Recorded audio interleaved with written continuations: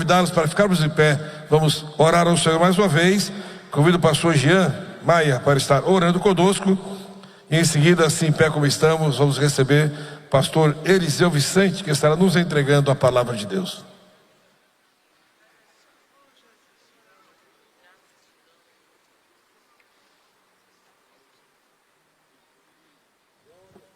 Saúdo a igreja com a paz do Senhor.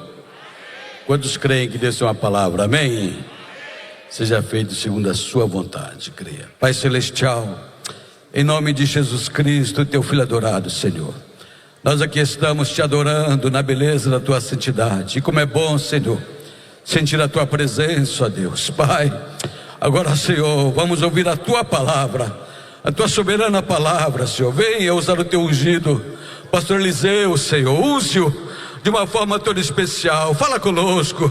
Estamos aqui ávidos, sedentos, meu Senhor, para ouvirmos tudo quanto pelo Senhor nos será enviado nesta noite. Pai bendito, receba já de antemão a gratidão das nossas almas. Te louvamos por tudo, no nome santo de Jesus. Amém.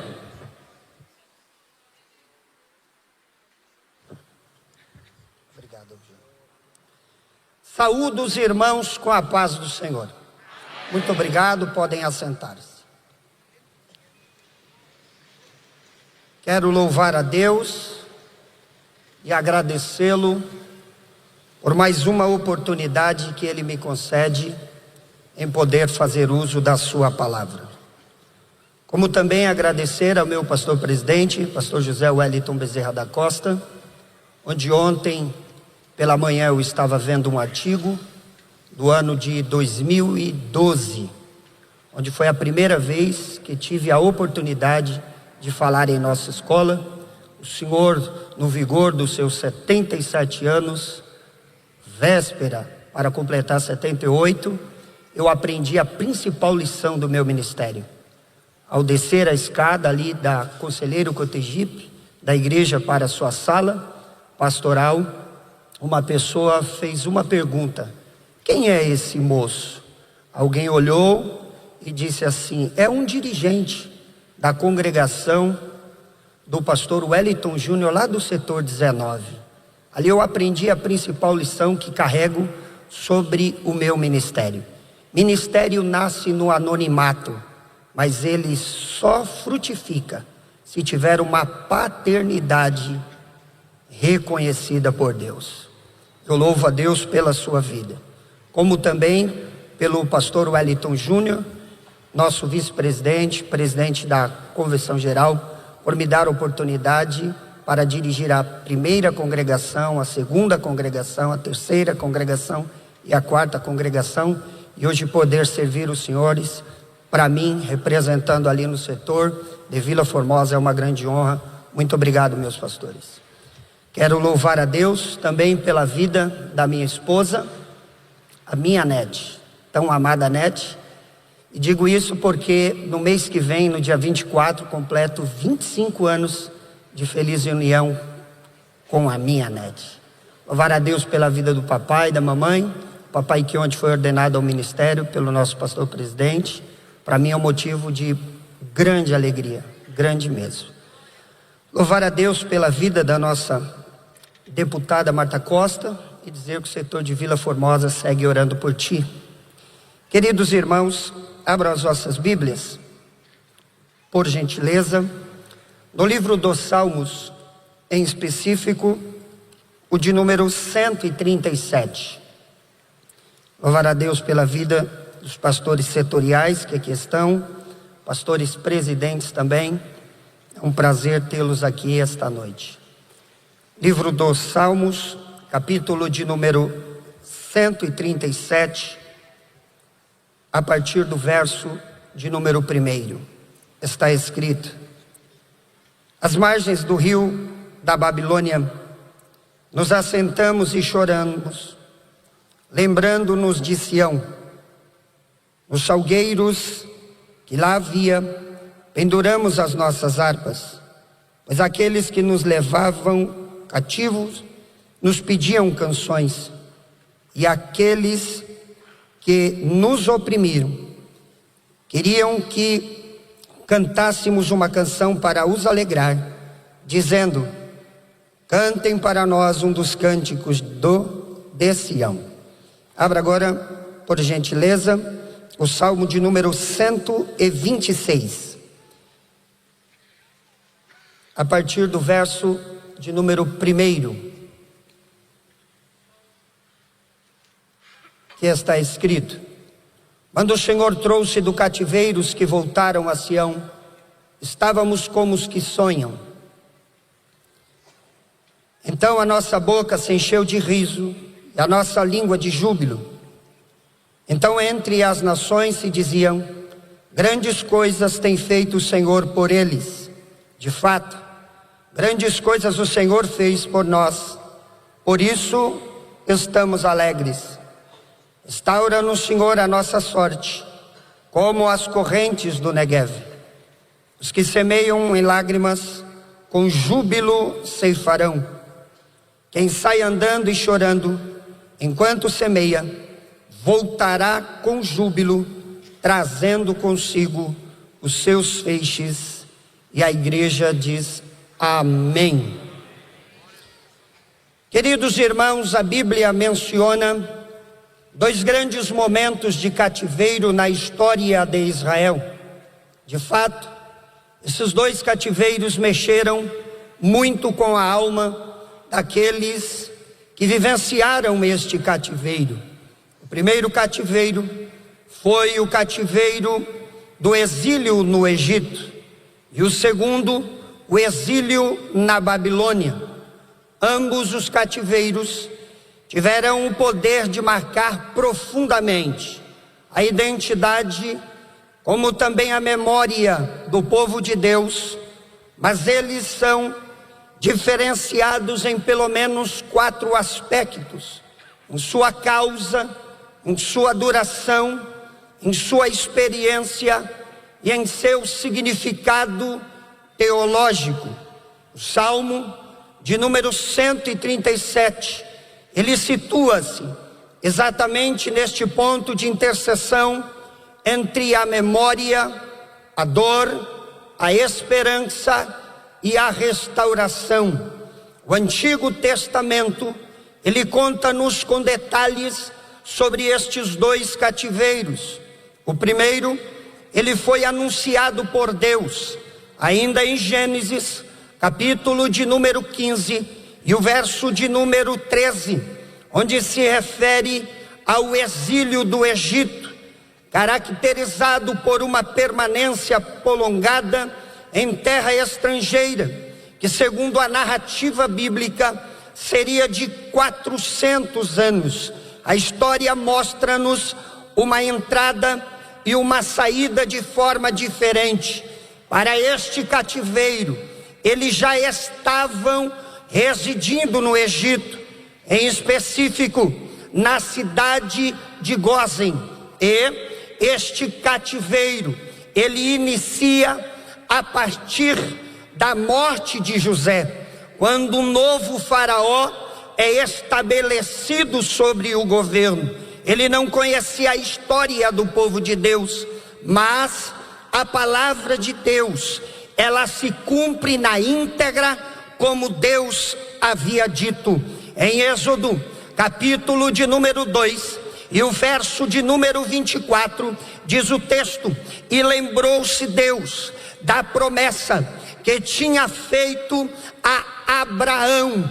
A promessa é a seguinte: haverá uma libertação, e a libertação será para que vocês me celebrem uma festa, pois o mesmo Deus que disse que haveria um cativeiro, Ele também disse que na saída do cativeiro, mesmo no deserto, como diz em Êxodo capítulo 5, verso 1, eles celebrariam uma festa ao Senhor no deserto. Talvez você diga: deserto não tem tem nada, mas se a festa é para Deus, é Ele que vai patrocinar todas as coisas. É Deus quem cuida da tua casa, é Deus quem cuida da tua família, e Ele lhe dará vitória.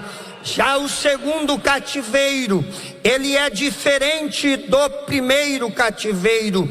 Ele aconteceu sendo profetizado por Jeremias no capítulo de número 25 e o verso de número 12, capítulo de número 29 e o verso de número 10, onde se refere ao exílio na Babilônia, que segundo a narrativa bíblica se dá por 70 anos, e este exílio de 70 anos, ele foi dividido em 3 levas. A primeira leva se deu no ano de 608 antes de Cristo, quando foram levados cativos para lá os jovens, a saber, Daniel, Ananias, Azarias e Misael, como também levado os templos, os vasos de ouro do templo da casa do Senhor.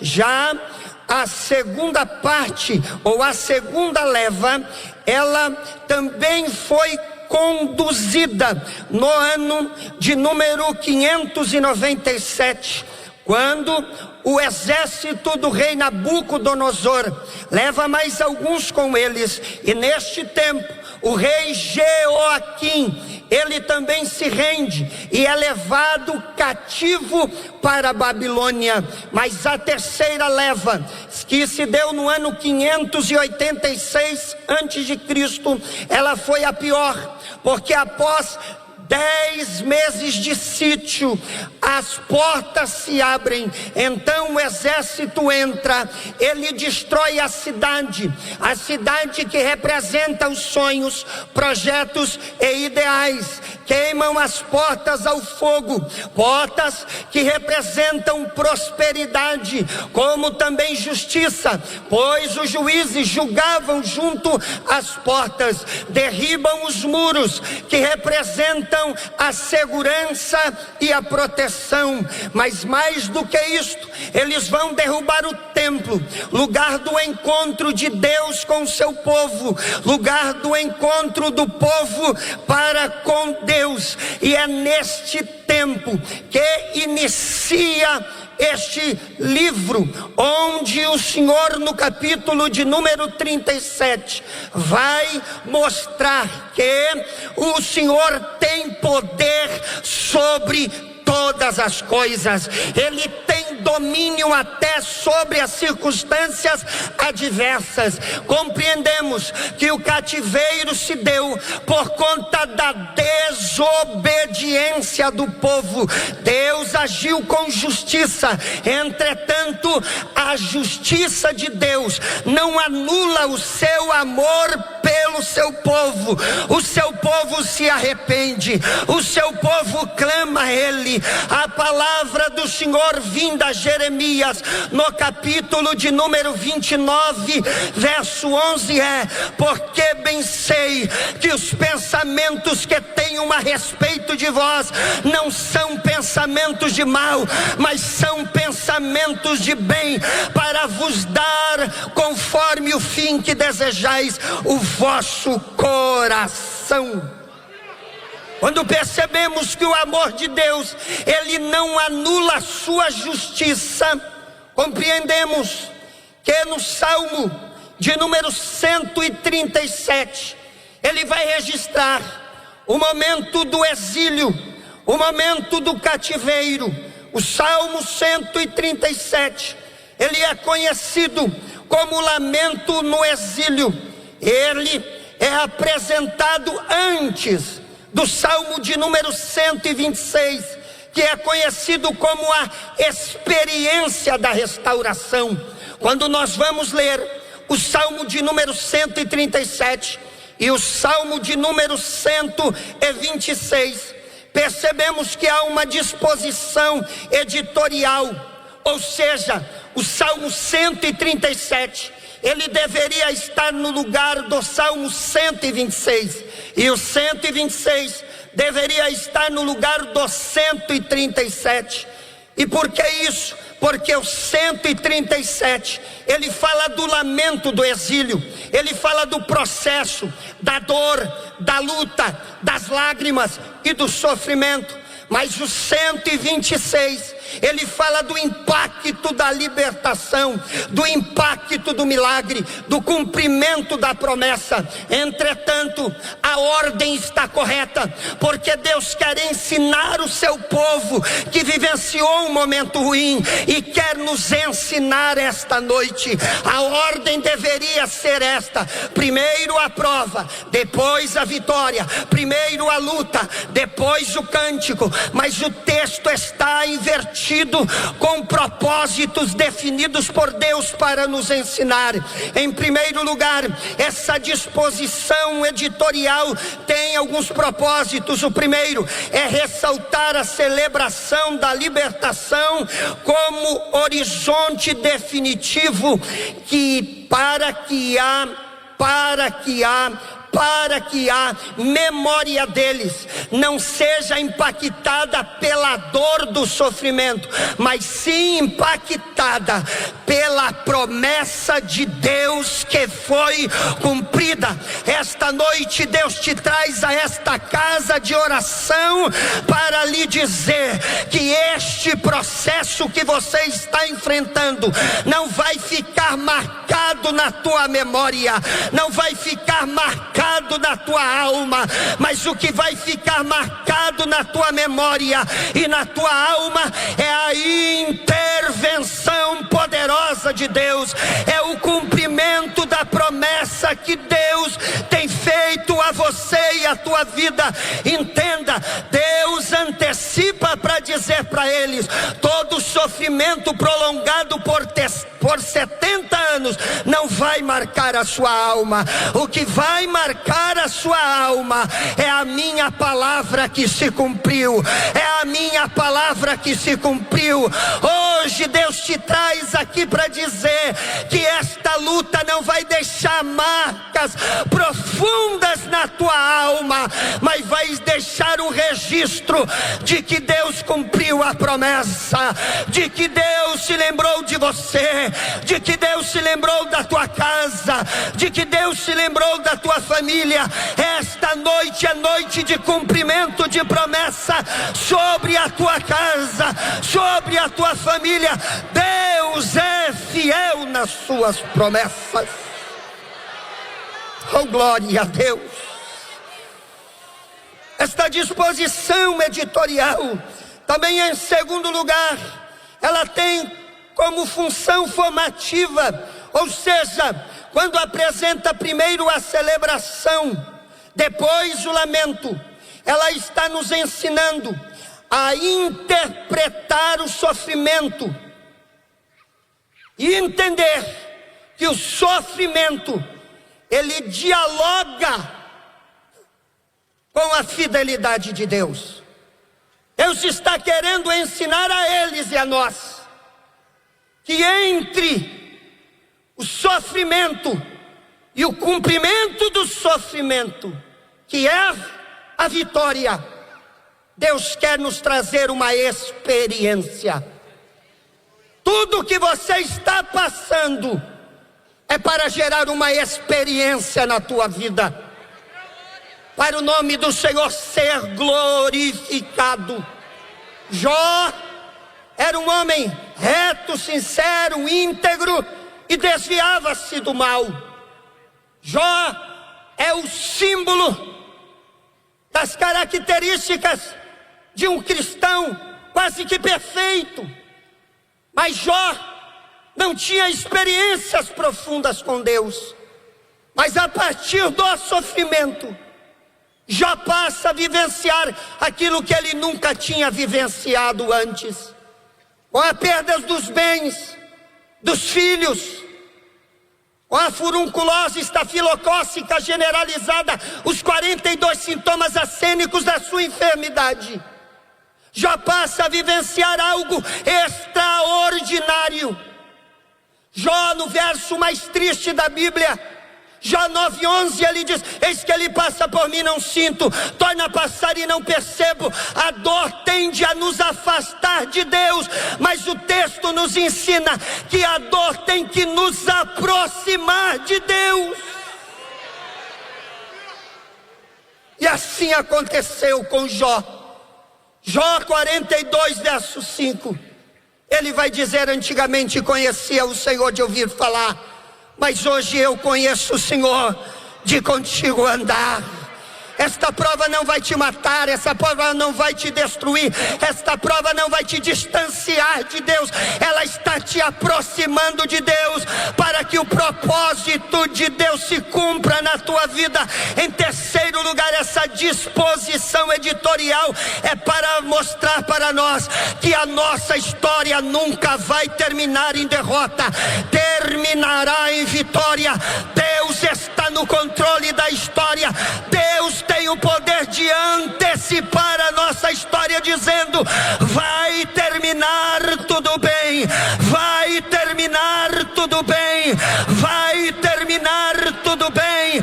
Oh irmão, marque o culto de ação de graças na tua casa. Haverá milagre, haverá milagre, haverá milagre.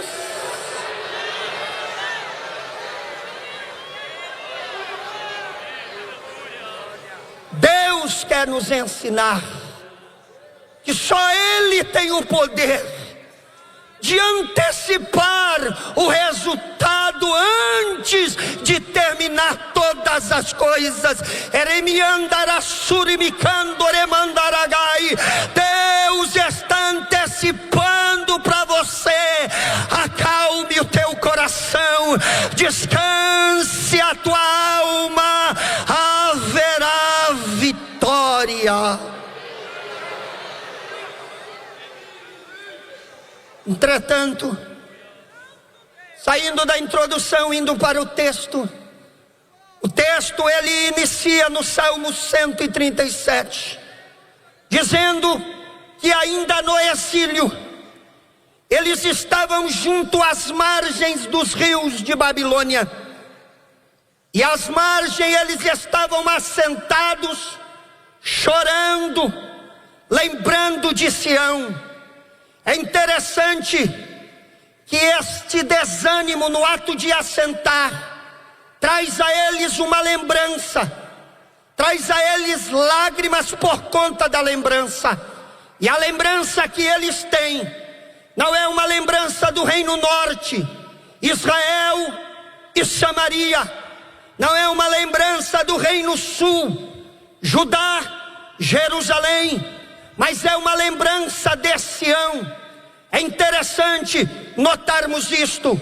No verso 2 diz que as lágrimas e a lembrança é tão forte que eles pegam as harpas e as penduram sobre o salgueiro. Olha o detalhe: pegam a harpa, instrumento de louvor e de adoração ao Senhor, e o texto diz: penduram sobre os salgueiros. E por que ali penduram? Porque Levítico, capítulo de número 23 e o verso de número 40, Deus havia estabelecido: eu lhes darei 7 festas para celebrar a colheita que eu vos dou. Porém lembrem-se, edifiquem muitos salgueiros, para todas as vezes que vocês olharem para um salgueiro, vocês lembrarem de 2 coisas: Deus promete, Deus cumpre. Deus promete, Deus cumpre. Deus promete, Deus cumpre. Talvez aquilo que outrora te trazia alegria e motivo para cantar, talvez hoje você decidiu aposentar. Esta noite Deus te traz a esta casa de oração e manda você remover do salgueiro as tuas harpas. Volte a tocar, volte a cantar, volte a exercer, volte a fazer aquilo que você foi chamado para fazer. Porque se você não compreender o chamado de Deus, que é adorar, quer glorificá-lo, quer engrandecê-lo. O verso 3, ele é extraordinário. O texto diz: e aqueles que nos levaram cativos nos pediam uma canção. Mas não é uma canção do Reino Norte, nem Israel, nem Samaria, nem do Reino Sul, Judá ou Jerusalém. É uma das canções de Sião. É de Sião. É de Sião. É de Sião, é aquela, presidente, que o senhor diz, essa é das antigas, mas é a que mexe com a alma, é a que modifica a nossa alma. Não é aquela que alegra o corpo, que anima o corpo, mas é a que fala na alma. E o texto continua: e os que nos destruíram emocionalmente, psicologicamente, sentimentalmente, financeiramente, cante um dos cânticos para nos alegrar. Mas cante um dos cânticos de Sião. É um dos cânticos de Sião. Eles vão lá nos salgueiros, pegam as suas harpas, e enquanto eles estão tocando e cantando, tocando e cantando, tocando e cantando, tocando e cantando, para alegrar com a presença e a glória de Deus a vida dos inimigos, porque crente não destrói a vida de ninguém, ele canta os cânticos de Sião, porque através dele tem libertação na vida dos inimigos. Senhor Deus vai do outro lado para cumprir Isaías 45, verso 1, onde o rei dos medos e persas, Ciro, está sentado, e o Senhor diz: assine o decreto. Que decreto? O decreto que vai trazer libertação para o meu povo. O decreto que vai trazer libertação para o meu povo, como cumprimento da minha palavra. Enquanto você adora, Deus vai onde você não pode ir. Deus muda o que você não pode mudar. Deus quebra coração de pedra que você não pode quebrar. Deus assina documento que você não pode assinar.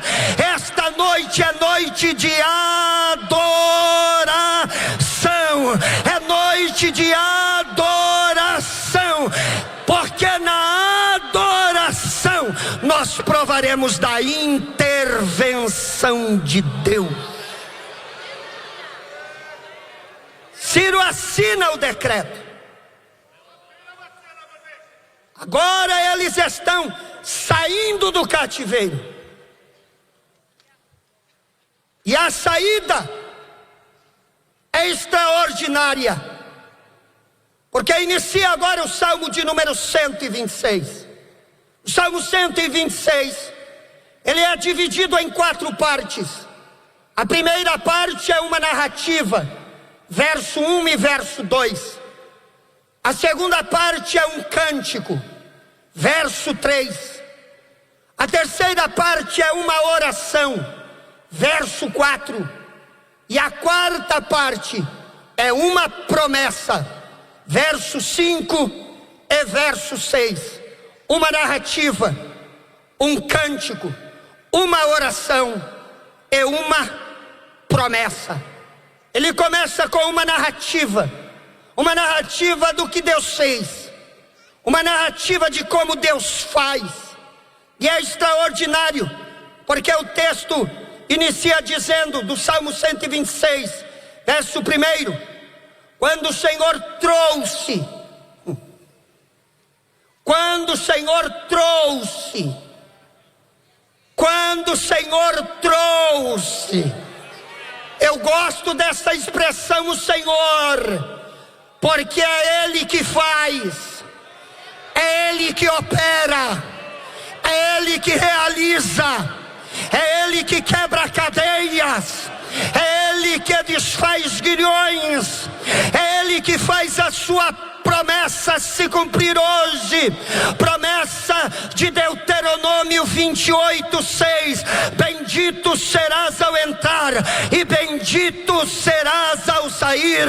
Salmo 121 verso 8: o Senhor guardará a tua entrada e a tua saída, desde agora para todo sempre. Hoje é o Senhor que está dizendo: tu entrou abençoado e está saindo abençoado. Eu guardei a tua entrada e estou guardando a tua saída. O Senhor manda eu lhe dizer esta noite: cadeias estão sendo desfeitas, grilhões estão sendo destruídos, porque o Senhor trouxe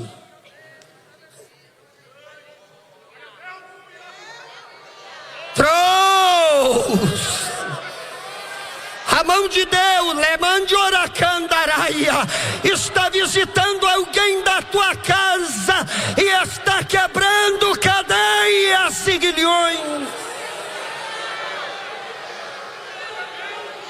Quando o Senhor trouxe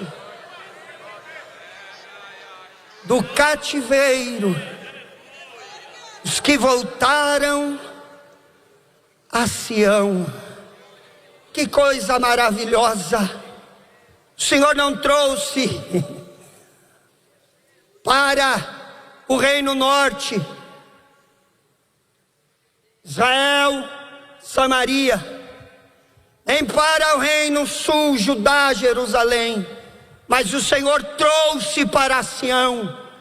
Eu estive a pensar por longo tempo, porque no capítulo 137, eles estão assentados, chorando, lembrando de Sião, porque os ímpios, quando pedem uma canção para os alegrar, pedem uma canção de Sião, porque quando o Senhor traz para Sião. Eu estava a perguntar: onde fica Sião? Esta é a pergunta errada, porque Sião fica sobre as montanhas rochosas de Jerusalém. A pergunta correta a se fazer é: o que tinha sobre as montanhas rochosas de Jerusalém, que fazia com que eles chorassem, se lembrassem, que fazia com que os ímpios pedissem uma canção daquele lugar, que fez com que o Senhor, quando os trouxessem para Sião. A questão não é uma questão geográfica, mas é uma questão posicional. Deus não trabalha em uma geografia, Deus trabalha em um posicionamento. Deus busca relacionamento contínuo com o homem. Para isso Ele fez um jardim, deu o nome de Éden, lugar de delícias. E Deus desce no jardim, como descia todos os dias, no mesmo horário.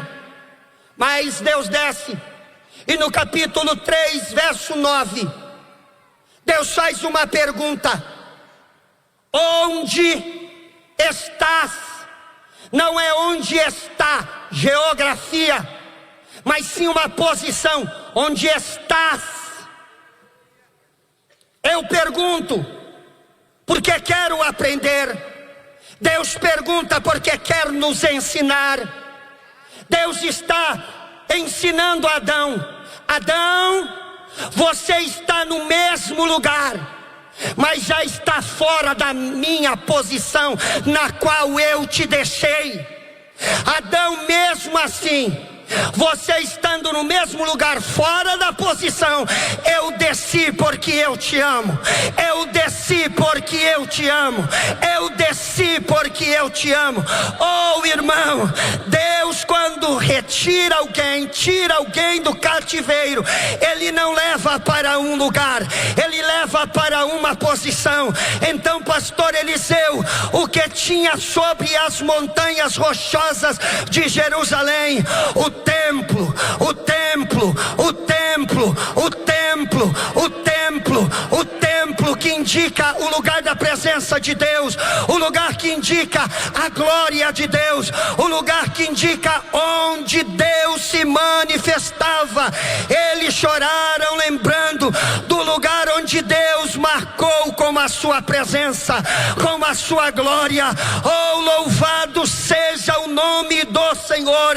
A sua alma regozijava com o que o texto bíblico diz de 2 Crônicas capítulo 7, versículo de número 14, que diz que se o meu povo, que se chama pelo meu nome, se humilhar e orar e buscar a minha face e se converter dos seus maus caminhos, eu os ouvirei dos céus, perdoarei os seus pecados e sararei a sua terra. Deus traz novamente para um lugar onde eles podem adorar, adorar para trazer a presença de Deus, adorar para trazer a glória de Deus. O salmista vai relatar no Salmo de número 84, verso 7, a importância de Sião, ao dizer: vão indo de força em força, vão indo de força em força, vão indo de força em força. Cada um deles aparece diante de Deus em Sião. Quem vem para a casa do Senhor, vem caminhando de força em força, de força em força. Mas quem aqui vem, vem para aparecer diante do Senhor. Talvez você chegou aqui sem força, sem ânimo, mas receba força, receba ânimo, porque você está diante da presença de Deus, diante da glória de Deus. Quando chegam em Sião, o texto diz que eles passam a sonhar. A sonhar por quê? Porque este capítulo também é dividido em duas geografias. A geografia do retorno, do verso 1 ao 4, e a geografia da reconstrução, verso 5 e verso 6. Mas o verso de número 2 diz que quando eles chegam em Sião, o texto diz: então a nossa boca se encheu de riso e a nossa língua de júbilo. O Senhor está dizendo que é aqui que Ele vai encher a sua boca de riso. Ele vai encher a sua boca de riso. Não um riso que vai até a orelha, mas a alma ferida e machucada, não. Ele está fazendo uma obra extraordinária. Você vai voltar a sorrir de novo, vai voltar a sorrir de novo, vai voltar a sorrir de novo, pois é aqui em Sião que o Senhor está colocando riso na tua boca, riso na tua boca. E a nossa língua de júbilo vai voltar a jubilar. Jubilar por coisas que o Senhor está fazendo. Jubilar por coisas que o Senhor está fazendo. Deus já fez, mas está fazendo algo extraordinário. Se prepare para jubilar. Se prepare para jubilar. E jubilar de qual forma? Como Êxodo capítulo 14, verso 14: o Senhor pelejará por vós e vos calareis. Como assim? Deus peleja peleja por mim e eu me calo. Sim, Deus pelejou pelo seu povo e eles ficarão calados. Por quê? Porque Deus abriu o mar. E não somente isto, as águas se fizeram muro do lado direito e muro do lado esquerdo, e o povo passou glorificando a Deus. Ou seja, o milagre vai ser tão extraordinário que vai lhe faltar palavras para agradecer ao Senhor. Se prepare para jubilar. Você vai jubilar, tua casa vai jubilar, tua família vai jubilar, os teus estarão jubilando. E não somente isto, mas o verso 3 prossegue dizendo a narrativa: então se dizia entre as nações, grandes coisas fez o Senhor por esses. Olha, o que Deus vai fazer vai se tornar notícia. O que Deus vai fazer vai se tornar notícia. A história do que Deus está fazendo hoje, marque este dia na tua agenda. O que Deus está fazendo hoje vai se tornar notícia, vai de um lado para o outro. O que Deus está fazendo vai de uma extremidade à outra. A vitória vai dar uma repercussão muito grande. Não para você vir aqui cantar sabor de mel, não, mas é para que o nome dele seja glorificado. O que Deus fez com que as nações reconhecessem grandes coisas, grandes coisas, grandes coisas, grandes coisas, grandes coisas, grandes coisas fez o Senhor por estes. E por que eles reconhecem que foi coisa grande? Porque quando Deus usa Jeremias para dizer: vai ser terrível o cativeiro, 70 anos, mas a ordem de Deus é forte. Jeremias 33:3: clama a mim e respondeste-ei. Jeremias pergunta: como o Senhor vai fazer? De 3 formas: eu vou fazer coisas grandes, eu vou fazer coisas firmes, e eu vou fazer coisas misteriosas. Primeiro, coisas grandes. Peça coisas grandes, peça coisas grandes, porque teu Deus é um Deus grande, e o que Ele faz na tua vida não é para você somente ser beneficiado, mas é para o nome dEle ser glorificado e ser reconhecido.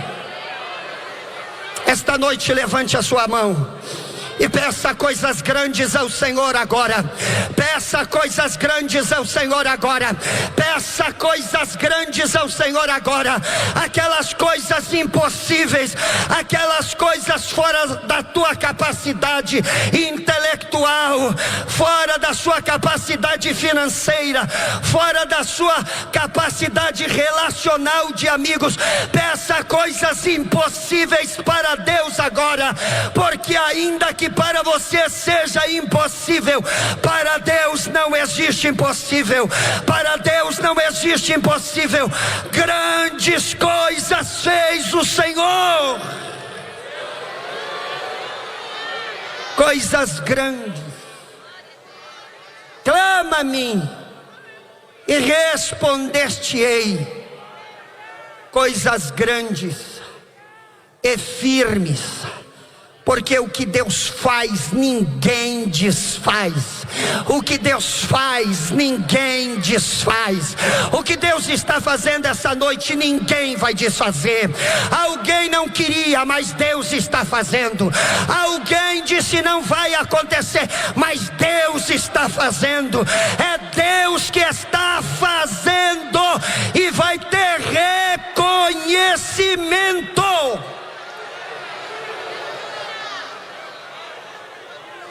Clama-me e responder-te-ei. Coisas grandes, firmes e misteriosas que não sabes. Porque Deus é assim.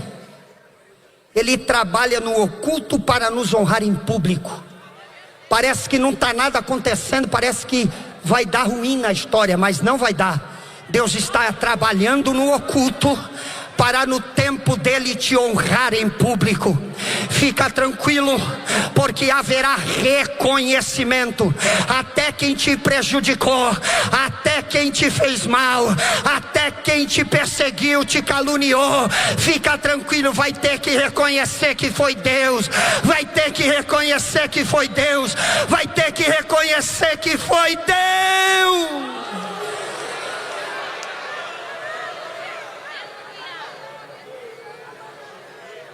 É uma narrativa. E como narrativa não sou eu que conto, é alguém que conta. Pode ficar tranquilo, notícia ruim chega, mas notícia boa, quando chega, chega para ficar. Notícia ruim vem e logo as pessoas esquecem, mas notícia boa não, vem e vem para ficar, porque é o Senhor que faz. Já que todo mundo está reconhecendo que é Deus, então agora nós vamos cantar. E vamos cantar o quê? O que todo mundo está dizendo. Grandes coisas fez o Senhor por nós.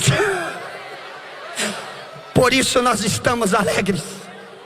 Você pode levantar a tua mão e dizer: grandes coisas, grandes coisas, grandes coisas, grandes coisas fez o Senhor por nós, por isso nós estamos alegres. Esses dias, pastor presidente, um jovenzinho na igreja me perguntou: pastor Eliseu, por que nós assembleanos não batemos palma? Eu disse: simples, porque nós assembleanos entendemos que tudo que nós precisamos fazer é levantar as mãos. E aí os pregadores vêm e dizem: levanta a mão, e a gente educadamente levanta, sem saber o porquê, mas levanta a mão, meu irmão. Levante a mão, levante. Porque Provérbios 3,16 diz que sobre a mão direita está o alongamento de dias. Todas as vezes que você levanta a tua mão direita e adora a Deus, Deus está prolongando os teus anos de vida. Louve ao Senhor, engrandeça o Senhor, porque Deus está te dando vida. Toda enfermidade está batendo em retirada. Deus te cura, Deus te sara, Deus te dá saúde agora. Laços de morte são desfeitos quando levantamos a mão direita. Mas Provérbios 3,16 é perfeito, ponto vírgula, levanta a esquerda. E sobre a mão esquerda está riquezas e honra. Já está nas tuas mãos. Então levante as duas e adore ao Senhor. Porque primeiro Deus te dá saúde, para depois, oh glória a Deus, te honrar e trazer riqueza para você. Para quê? Para você cantar: grandes coisas fez o Senhor, por isso estamos alegres. Grandes coisas fez o Senhor, por isso estamos alegres. Cante comigo esta canção: grandes coisas fez o Senhor por nós, por isso estamos alegres.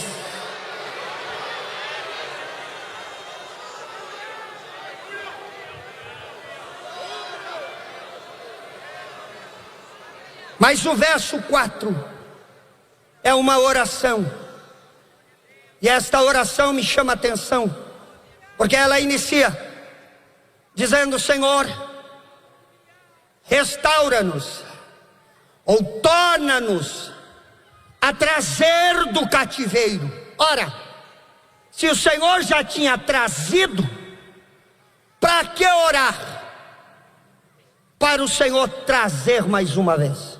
A questão aqui é simples. No texto Deus inverte a lógica. Deus trabalha primeiro de dentro para fora.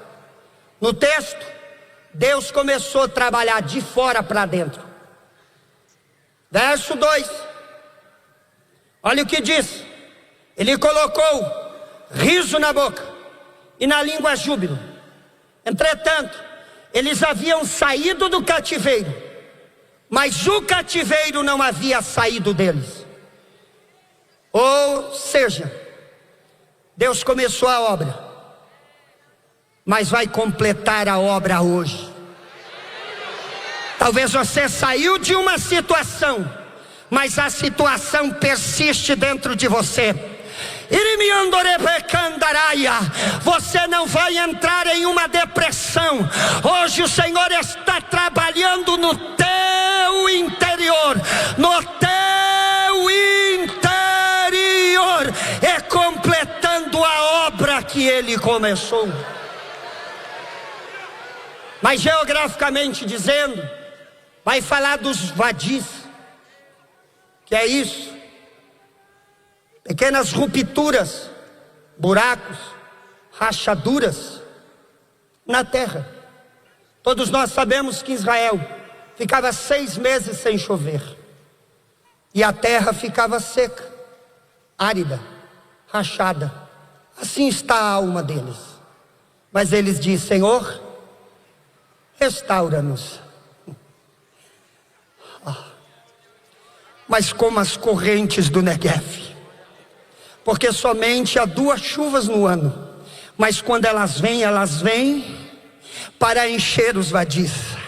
Aquilo que é terra seca se transformará em um manancial de águas. Ah, irmão, há um rio cujas correntes alegram a cidade de Deus. Esta água, diz Apocalipse 22:1, sai do trono de Deus. Esta água vem hoje, vem com um propósito. Qual, pastor?